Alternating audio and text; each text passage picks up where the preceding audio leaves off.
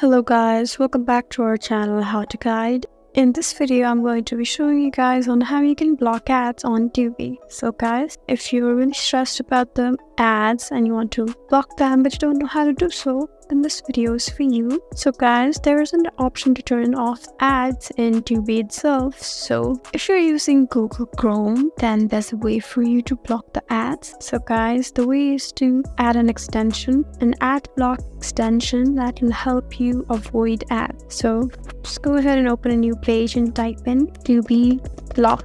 Once you're here, the first link that appears says Tubi ad skipper. So this is the extension that we would need. Just go ahead and click it. Wait for it to open, and then once you're here, just go ahead and tap on add to Chrome and your device will automatically download it, and this can block the Tubi ads for you. So guys, there we go. That's how you block ads in Tubi. Hope this video was helpful for you.